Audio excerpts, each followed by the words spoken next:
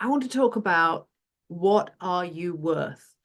And the reason this has come up and keeps coming up is in conversation yesterday, I was in a room with a group of women, all of whom are in the wellness arena, shall we say, and they're all practitioners at some level, okay? Different qualifications, different disciplines, different areas of that, the wellness sort of thing. But a lot of them are what I would describe as the alternative or complementary or holistic therapies or practices. And as we're going around the room and explaining and introducing ourselves, one of the things that was repeated again and again was, I'm not comfortable with marketing. And this is quote, and it doesn't, this is another direct quote. It doesn't feel right to charge for what I do. I'm just helping people. I just want to help people. So, yeah, and this gets my back up. Remember, we are in a room of women, and I don't think that, and yeah, maybe I'm just supposing things, but I seriously doubt that in a room full of men in a similar situations, that we would hear those quotes from them. We would hear those sentiments. And the thing is that, sorry, the thing is, it really upsets me and really gets me here in the heart, because I do understand what they're saying and what they're going through. And yeah, I understand it and I get it. And I've been there. But what I would like to bring to this conversation today is the concept of, what is actually going on when we say that. Because I'm going to address it in sort of two strands, if you like. So the one about, I'm not comfortable with marketing myself. I'm not comfortable with being out there and being visible. I want you to really, really understand where that's coming from. Okay. And it's got something to do with, your life experience this time round in this 3D reality that you're going through. But it's actually come through with you when you were born. And what you were born with is thousands and thousands of years of women having to be quiet, having to play small, and having to not comment on things and not have an opinion about things. Because to do so was, first of all, it was against the law. And secondly, it could really get you into a lot of trouble on so many levels. You would be named and shamed as opinionated, as a shrew, as somebody who didn't know their own place, and this kind of thing has been drummed into us. So if it has been drummed into you that by speaking up and describing what you do or telling people how you can help them, how you can enhance their lives, how you can be of service to them, because that is all marketing is. Marketing is just making people aware of who you are and what you have to offer. So being sticky about that comes from those thousands of years where doing so would get you into trouble. So it's a survival tactic. This is transgenerational trauma based on gender, which people aren't talking about enough. So I want to help you to understand what's going on when you think it's more appropriate to hide your gifts, to hide your light. Sorry, I've got something in my eye. Sorry, hide your gifts, hide your light under a bushel. Especially in the complementary holistic therapy world, you are there to help people. You are there to make their life better. And your mission, if you like, is to do that. But how can you do that? And it is a universe given gift that you have to help people in spite of your training. You know, your training is actually just a conduit for your gifts that you already have, your innate talents and your innate desire to want to help people. And by playing that down and playing that small and not getting out there and not shouting it from the rooftops, you are displaying that transgenerational trauma. And that is such a shame. That is such a shame. And it really, really saddens me, because I know that you're awesome at what you do, or you could be, if you overcame this hurdle. And it doesn't just apply to the complementary medicine therapies world. It applies to anything, any job you're in, any business you provide, any product that you bring to market. The success of that is directly related to who you are being, women putting the B in business, who you are being when you do that, when you're in that role as the practitioner, the CEO, the whatever your job is, whether you're salaried or not, whoever you are in that role directly affects your results. So if you play small, you will get small. And if you're happy with that, fine, but be honest with yourself that you're happy with that for the right reason, that you're not playing small from a place of fear or contraction or shrinking, or, so if I say the word marketing, promoting yourself, do you go, do you contract, or do you go, oh, do you know what, it's okay, I'm fine? And you come from a neutral or happy place about that. But don't kid yourself. Don't kid yourself that you're in a happy place about that. And if you've got any of that transgenerational trauma going on, do the work, get some help, do some journaling, whatever, get in touch with me. So many people out there can help with that, although it does happen to be one of my specialities. So the other thing is when you don't feel right charging for your services.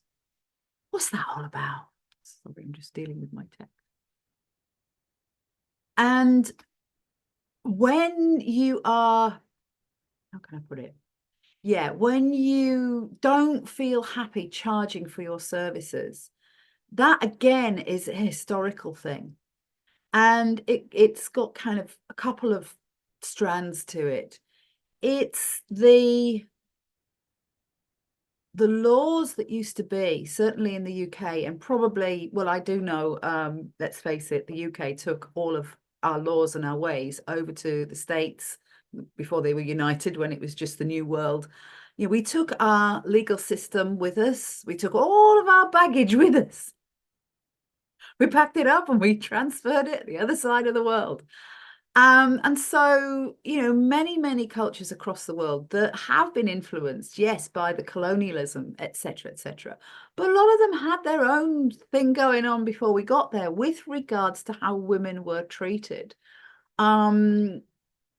And this is what it boils down to. There were laws that literally made it illegal for women to earn their own money.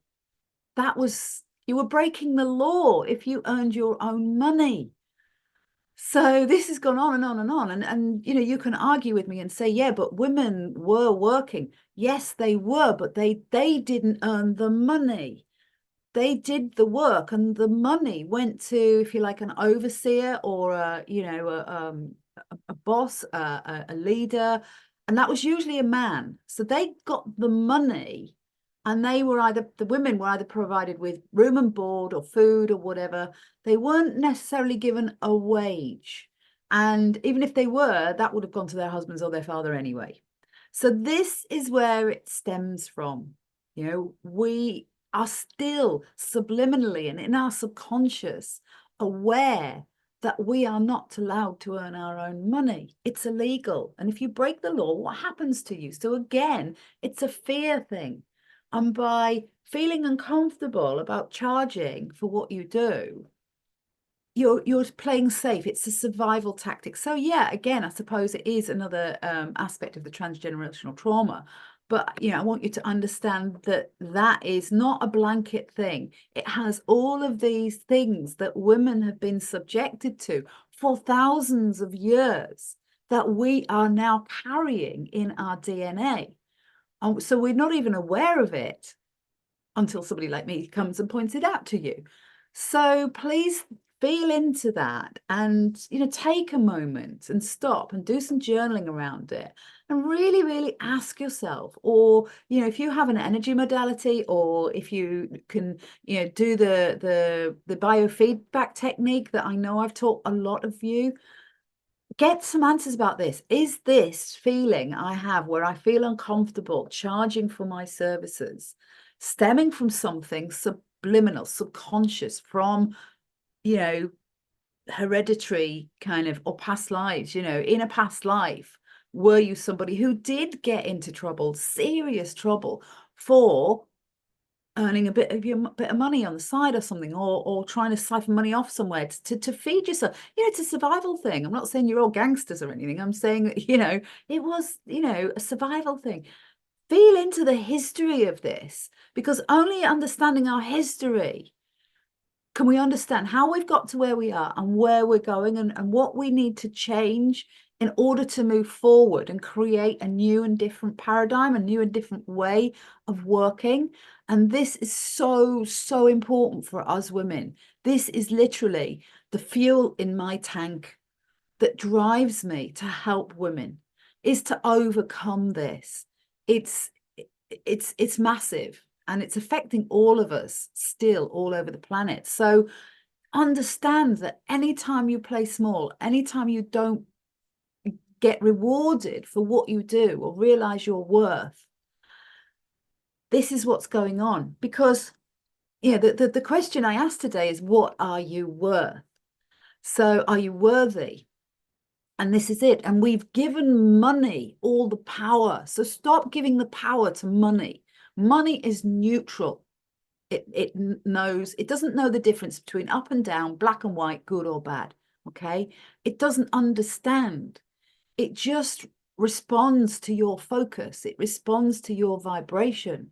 It is completely neutral. And if you vibrate at a please don't pay me, then it will vibrate at that really low level of you're not worth getting paid. You're not worthy of it. That's how money thinks.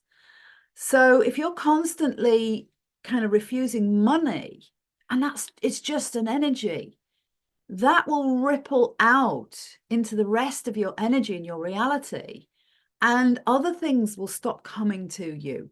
Other bounty and abundance and wealth will stop coming to you. And that could show up in health.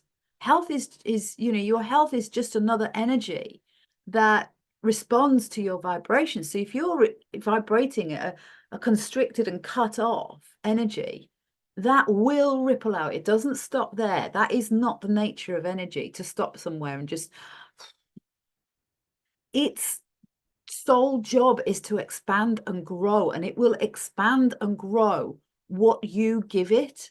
So if you give it playing small and not being known for what you do, you won't get clients, customers, people coming in the door, because they don't know you're there, because you haven't bothered to take away the word marketing. All you're doing is enlightening people and bringing people to the awareness of the fact that you exist and can help them. Okay, that's all marketing is. It's just got this like weird word that people go, ooh, women go, ooh. Let's tell it like it is. So understand that. Don't give the power to money. Money doesn't have any power but what you give it. And all the time you're saying, I don't want to market myself and I don't want to charge for what I'm doing, you are giving the power to money. You are making money the enemy, and it isn't. It is not your enemy. Money is just a tool, and it's an energy, and it's a reflection. So if money is coming to you, it's just a reflection of the fact that you value your own worth and you value what you do. So by not charging what you're worth or what you think you're worth, you are devaluing what you do. And by doing that, what you do, you might think you're giving a really good service to somebody or it's a really good product, but you're not. You're taking a huge slice of the love away from that product or service, because that is another energy, and it's the highest form of energy. So if you can love what you do, love doing it for your clients, love what you produce, the product, and love bringing it to your clients, they will love you back by seeing you and coming to you and accepting whatever it is you're offering, and maintain the balance in the universe by giving you something in exchange. That is all that money is. It's just the modern equivalent of 3 chickens and a goat. It's the modern equivalent of 2 fleeces and an urn. It's the modern equivalent of a handful of seeds or beans. It's the modern equivalent of a cow. That's all money is. It's a construct that we have made to simplify that value exchange. So if you do something and give something that you are so impassioned about, product or service, but you don't accept something in exchange, you are creating a massive energy imbalance in the universe. And the universe does not like imbalance. And so it will always try to right itself. It will, it will do things that kind of take you away your ability to do what you do, or it will send a flood to your shop. It will cut off your internet if you're online. It will send you signals. It will create a storm so clients can't get to your house, or it will create resistance in your clients coming for your service. They will start to cancel. Even if you're not charging them, they will start to cancel or reschedule. They will disrupt your energy flow in your business. The universe will do that. It has the power to do that. It has the power to do that, rippling out and rippling in. And you if you stop and look at the things that are happening, you can go out and go, oh, okay, all right. I mean, I have a client I'm working with, and she's on this trajectory to create this business and everything's in place, and she keeps getting distracted, and she keeps allowing herself to get distracted. People keep asking things of her. Can you do this? Can you do that? And they are paltry things. They are completely inconsequential things that they could very easily either do for themselves or get somebody else to do it. But she keeps saying yes and yes, and it keeps taking her away from her business because she doesn't value her business. She calls it, her side hustle. She calls it her game. She's just playing at it. And as long as she comes at it with that energy, the universe will keep taking her away from it. And I know, and I keep drumming it into, I know that the minute she starts taking it seriously and showing up in her business as the woman I know she is and what she is capable of, her business will soar. But all the time that she's allowing herself to be distracted by doing what she does for other people and, helping them and not helping herself, that will continue because she doesn't know her own worth, and she's not charging what she's worth. And so she's like barely ticking over. I have my work cut out. But that's more or less it. That's more or less all I wanted to say on this topic. You know how important this is to me. I know I don't need to repeat it, but obviously I do. So what are you worth? Are you worth a handful of beans, or are you worth 100 fleeces and a camel? What are you worth? And that is what happens when you start to charge people. It's not money. It's a direct reflection of the quality of what you're offering. So if you're not accepting something in return, you are completely devaluing what you are offering. Okay. And other people that they might say, oh, this is great, I'm getting it for free. No, energetically, it has no value. It has no value unless they're doing something for you and it is a genuine one of those exchange things. Great, but it's an exchange, and money is just the substitute for that. It's just the beans, the marbles, the matches that, you know, the whatever that we give in exchange. And it's just to acknowledge that somebody has stepped up and done their thing and done it to the best of their ability. And I know you say, yeah, but what I'm doing, I'm still doing it to the best of my ability. I challenge that and I say, no, you're not. If you're not getting something in exchange and maintaining that universal energy balance, you're devaluing what you do. And on some level, energetically and subconsciously, what you're doing is not going to be as good, and it's not going to be received by the recipient in the same way as it would if you maintained the energetic balance. It's cosmic. Okay, it's cosmic. All right. So that's me done, and I will see you again soon. Take care.